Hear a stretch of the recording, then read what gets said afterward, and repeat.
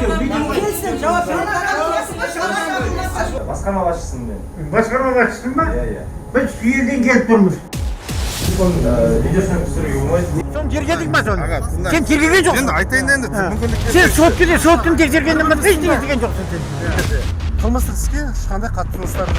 Тіпті ол арестке қоясыздар, не мақсатта қойдыңдар? Мен сексен алтыншы оған дейін арестке қоясың. Сен не деусің? 2023-тен бастап жасалған дейді. Алынған машинаның бәрі 2023-те. Сонда бұл дәндінің егелері сонда дуана болған ба? Бұл уақытқа дейін 2023-тен бастап керемет болған ба? Оны қаяқтан Сен бәлен бәрін бүлдіріп жүрген сен.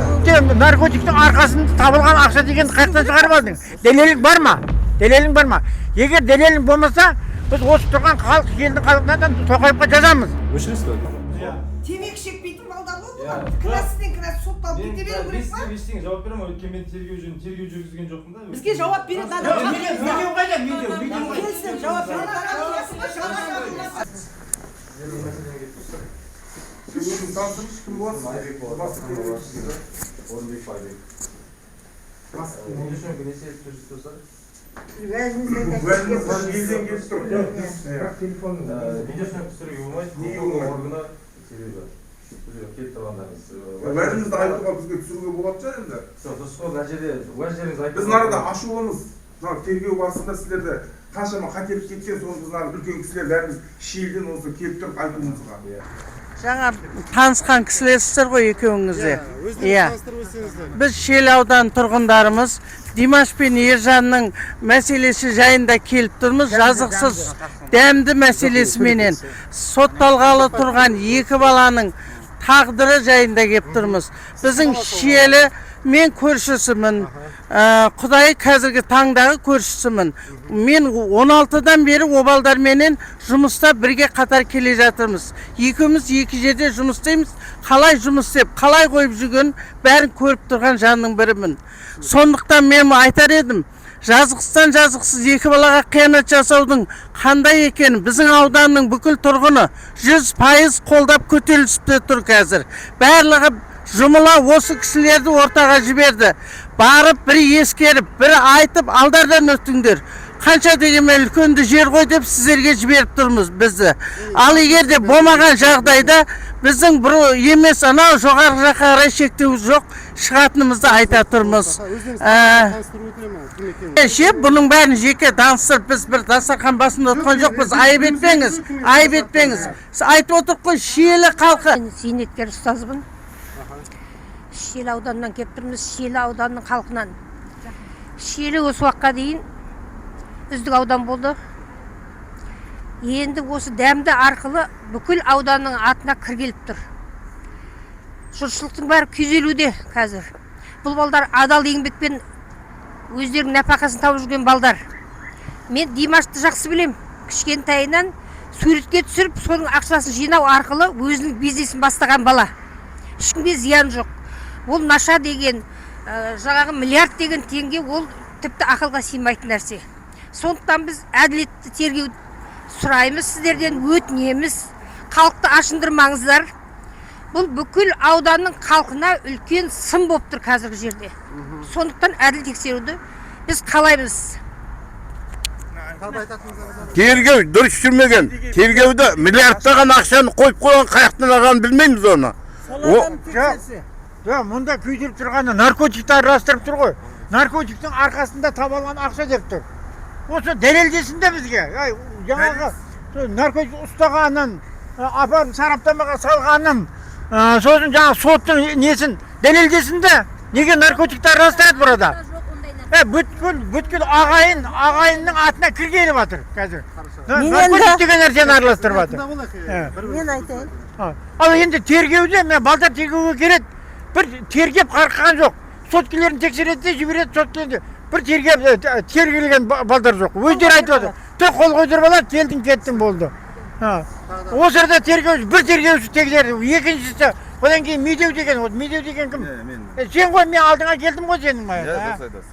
Айтып алыңыз жоқ, сіздер тыңдап алып алады. Енді сен 2 миллиард деген қасан шығарып алдың. Сен ғой тергеп атқан бәлем бәрі. Істеп атқан сен. Сіз бірінші наркотик қасан шығарып алдың сен? Уәждеріңізді айтып алыңыз. наркотиктің арқасында табылған ақша дегенді қаяқтан шығарып алдың? Дәлелің бар ма? Дәлелің бар ма? Егер дәлелің болмаса, біз осы тұрған халық, елдің халқынан Тоқаевқа жазамыз. Білдің ме? Тоқаевқа жазамыз. Дәлелсіз, мінекей жұрттың бәріне 40 мың халық бар елде. Масқара болып жатыр халық. Масқара қылып отырсыңдар, наркотикті араластырып. Дәлелдерің болмаса, үстіне іс қозғаймыз. Көресіңдер жөнінде. Енді біздің әлеуметтік желіде неше түрлі нәрселер айтылып, жалған ақпарат тарап жатыр. Ол жаңа апай айтқандай біздің әулетімізге, біздің ауданымызға ол кәдімгідей әсер етіп жатыр. Бұл балдар, мен Ержанның класс жетекшісі болғанмын. Мынандайынан танимын. Кейіннен үйленбей тұрып мен оған класс жетекші болдым. Мынандайынан танимын Ержанды. Ол темекі шекпейді, наша түгілі. Наша деген қайдан шықты? Соған жауап беріңіздерші. Қай жерде дәлел бар? Сосын тағы айта кететін. Үйлерін 23-тен бастап салған дейді, дәмдіні 23-тен бері салған дейді. Сонда бүкіл аудан 2016-тан бері дәмді жұмыс істеп келатыр дейді. Не масқара мынау? Халыққа масқара қыл. 2016 жылдан бері жұмыс істеп тұрған дәмдіні 2023-тен бастап жасалған дейді. Алынған машинаның бәрі 2023-те. Сонда бұл дәмдінің егелері сонда дуана болған ба, бұл уақытқа дейін 2023-тен бастап керемет болған ба? Оны қаяқтан алғансыз? Иә. Ол кафені айтып отырсыз? Иә. Кафе заңды тұр ма қазіргі таңда? Заңды, неге заңды емес? Кафе де заңды, бұлардың үйлері де заңды, сол жерде. Қайдан білесіз кафе заңды тұрғанын? Неге білмейміз? 2016-тан бері жұмыс істеп келатыр. Кафе заңды тұр ма? Заңды тұр. Хорошо. Вот сіздер бірінші кемшілік уже айтып отырсыздар. Кафе мен сіздерге айтамыз. Сіздер айыптау актісінде сіздер ондай айтылған әңгіме бар ма орада? Заңды, заңсыз деп. Кафе туралы 120 Жоқ, кафе туралы мен айтып отқаным. Енді қарашы жаңа айыптыға қосып отырсыздар. Иә. Айыпты біреуіңіз оқыды ма маяқта? Енді келіп айтып отырсыздар, айыпта жазылмаған. Иә, жазылмаған нәрсе оқыдым мен өз басым. Иә. Сіздер айтқан заңсыз табылған наркотиктің арқасында заңдастырған ақшаларын деп жазылған. Сосын жаңағы криптовалюта туралы айтылған. Енді сіз жазылмаған деп отырсыз, айыпта бәрі жазылып тұр ғой. Дұрыс, сіздер оны тергеудің басында қақтан алған ол мәлімет оның бәрі. Сендер бар ғой тергеген жоқсыңдар. Иә. Тергеген жоқсың сен. Бәріміз Жоқ, жауап бересің ертең. Наркотик үшін жауап бересің ертең. Бізді қатты қинап тұрғаны наркотик. Олдай нәрсе заңсыз нәрсе істелген деген балдарға жала жабылып тұр бұл. Еще оны бүкіл әлеуметтік желіге таратып отырсыздар. Не масқара, қандай айғаққа сүйеніп сіздер әлеуметтік желіге жариялап отырсыздар оны. Қараңыздар, қазір біз сіздерге заң жүзінде бет түсіндірейін. Қылмыстық процессуалдық кодексінің Қазақстан Республикасы 2-ші бір бабы бар. Сол жақта қылмыстық істің шеңберінде табылған мәліметтер бөтен адамдарға жарияланбайды. Маяқта сіздер біреуіңізде де тұра тұрыңыз, мені тыңдаңызшы. Маяқта біреуіңіз сіздерде қылмыстық іске ешқандай қатысыңыздары жоқ. Сол үшін мен ол жақта сізге ондай жауап бермеймін. Айыпта жазылған заттарды сіздер бәрін оқыдым дейсіздер. Айыпта жазылған заттар, мен прокурордың іс-әрекетіне нақты жауап бере алмаймын. Сіз жаңа өзіңізде айтып отырсыз, айыпта ондай жазылмаған. Если көрсеңіздер, айыптың көшірмесіндер енді адвокаттарда сол алсаңыздар, ол жақта бәрі нақты. Мен беріңізші микрофонды. Иә. Мысалға мен мүлкімді неге? Бірау тыңдашы мен тоқтады. Бірау тыңдашы. Заңсыз екен, мына көрініп тұр ғой, мына 2 машинасын арестке қойған. 2 машинасын дәлелдеп беріп тұр ғой, одан 500 бұрын алынған мәселе. Сотта қаралады, соттың үкімімен оған нақты. Сотқа сендер ғой қағаз беріп отырған. Соттың шешімі шыққаннан кейін. Жоқ, банкоматымыз жауып тастадыңдар, жарайды, оған үндеген жоқпыз. Енді машинемді неге мүлікті ол арестке қоясыздар? Не мақсатта қойдыңыздар? Мен үйімді неғып арестке қоясыңдар? Мен үйімді. Мен 86 жыл соғып алған үйімді арестке қоясыңдар.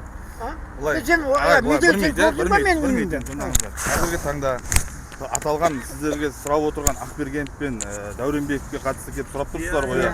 Оған байланысты қылмыстық іс сотта қаралып жатыр. Қылмыстық іс бойынша түпкілікті әлі шешім шыққан жоқ. Бір минут, тыңдаңыздар, 1 минут. Іс бойынша түпкілікті әлі шешім шыққан жоқ. Сіздер қылмыстық іс бойынша тарап болып танылмағандықтан біз сіздерге қылмыстық істің мән-жайларын толық айта алмаймыз. Қылмыстық процессуалдық кодексінің 201 бабының талабына сәйкес құпиялығы қамтамасыз етілу қажет. Сондықтан қазіргі таңда сіздердің барлық сұрақтарыңызды жазбаша түрде берсеңіздер де болады, жазбаша түрде жауап береміз. Жазбаша, болмаса мен нахал сендер неғып отырсың, нахал. Ертең сотқа барасың. Дұрыс аға, бір-бірімізге сонда қарама-қарсы сөйлесеміз сол кезде. міндетті түрде аға. Доказательствоң болмаса сен үстіңнен ана тоқап арыз жазамын. Сен Дұрыс аға. үстіңнен сен үстіңнен. Медеу мырза, Медеу бәрін құрып отырған осы. Медеу мырза, Руслан мырза, Бәрін білдіріп осы қазір айтып жатқан уәжіңізге бір сұрақ қойып жіберейінші. Сотта Өзіңізді таныстырып мен өтсеңіз. есімім Фархат Жансұлтанов, қоғамдық Аха. белсендімін. Аха. Сотта осы күнге дейін жарияланып кеткен мына іс бойынша материалдардың жарияланған бөлімдері ол қазір айтыла беруге жатады ғой. Ол құпия емес қой жарияланып кеткеннен кейін. Сот жаңа СМИда жарияланған заттарда аты жөні, адамның бейнесі бірдеңкесі көрсетілді ме? Аты жөні жазылған. Аты жөні жазылмаған. Қарап шығыңыздар қайтадан. Аты жөні Қайтадан қарап шығыңыздар, аты жөні. Бір адамның да аты жөні көрсетілмеген. Бейне түрі адамның көрсетілмеген. Жоқ, ол Соны айтты қақтан тағы да- алдыңыздар сіздер сонда. Ол айтты қақтан алып тұрсыздар сіздер. Тергемесеңіздер ондай. Жаңа сіздерге айтып отыр. Тергеу әрекеттерін 201-ші бабына сәйкес қылмыстық процессуалдық кодекс сіздерге біз жариялау мүмкін емес. Өйткені ол құпия деп саналады. Ол кісі адамдар күдікті ретінде ол танылып сотқа жолданды. Нақты нүктесін қоятын сот органы. Болды. сендер неге Осыдан сұхбат біздің бітті. Миллиард деген қаяқтан шыққан біздің Ол ауданда тергеу миллиард бар әрекеттерінің ма? бәрі материалдарда тұр. ол Адвокаттаны салып бойынша ертең танысып, жауап адвокаттарымыз бересіңдер, аха. жауап бересіңдер. Сен заң, мынау тергеуші. Мен мынаның алдына келгенмін, мына видеоның алдына. Білмейді, ескертіп жіберейін, иә, сіз жаңа видеоға түсіріп жатсыз ғой. Видеоға түсіріп жатсыз. Жоқ, білмейді. Сізге айтып жіберейін, иә. Адам Осы қылмыстық іс сотта қаралып жатыр қазіргі таңда. Сіз бұқаралық ақпараттарды таратсаңыз, Қазақстан Республикасының заңнамасына сәйкес жауапкершілікке тартылатыныңызды да ескертем. Сонымен қатар қылмыстық кодексінің 407 бабында көрсетілген соттың өкілеттілігіндегі қылмыстық іс бойынша сіздер ол өкілеттіліктеріңізді асыра пайдаланған үшін қылмыстық жауапкершілікке тартылатындарыңыз, иә. Жалпы түсіндіріп жатырмын сізге, түсіндірме жұмыстарын жүргізіп жатырмын. Сіздердің барлық сұрақтарыңызға жауап бердік деп ойлаймын. Ешқандай жауап берген жоқсың. Осымен сіздермен сұхбаттасуымызда Ешқандай жауап берген жоқсың. Жауаптан жалтарып отырсың қазір. Сен балдардың мойындатып қол қойдып алдың ба? Бәрін наркотикпен айналысқанын, наркотикпен айналысқан сен 2 миллиард ақшаны жеп қойғанын өкіметтен. Соны мойындатып қол қойдып алдың ба? Соны тергедің ба соны? Сен тергеген жоқсың. Енді айтайын енді, мүмкіндік Сен соттың тексергеннен басқа ештеңе істеген жоқсың сен. Сен бәлен бәрін бүлдіріп жүрген сен. Ертең бір ғой аяғың аспаннан кетіремін сен. Көресің осыдан. Сотың аяқталсын, аяқталмай ақ сен аяғың аспаннан кетіремін. Сен бәленің бәрін бүлдіріп жүрген. Жақсы, рахмет. Сен анағына, сен әкеңнен үлкен адам, мен қалай алдап жібердің мені? Жақсы, рахмет аға. Сұрақтарыңызға, барлықтарыңыз келгендеріңізге. Сен бәлен бәрін бүлдірген сен. Ертең сотқа шақырылады. Осыны шақыртпай қоймаймын мен осыны. Осы жоқ. Болады сот. Ол қазір барған жоқ қой, бір сотқа қатысқан жоқ мынау. Тергеуші болу керек қой. Тергеуші осы тергеген. Болу керек қой. Ертең көресіңдер. Ертең шиелді забастовка болады. Дел осы жөнінен забастовка болады шиелді. Бәрі движение тоқтатып забастовка жасаймыз ертең. Сол кезде сосын жауап бересің. Сол наркотиктен тапқан ақша дегеніне сол кезде басыңмен жауап бересің. Енді менде бір сұрақ, мына журналист кісілер түсіріп жатыр, бұны жарияласа заңсыз деп жатсыздар. Жала жауап, наркотик Балдарға жыл береді. Жұрттың бәрі ақымақ емес. Жұрттың бәрі сондай. Заңды ма? Заңды ма солардың заңды ма? Әркімнің қалтасында жүр жаңағы нәрсе. Сол заңды ма?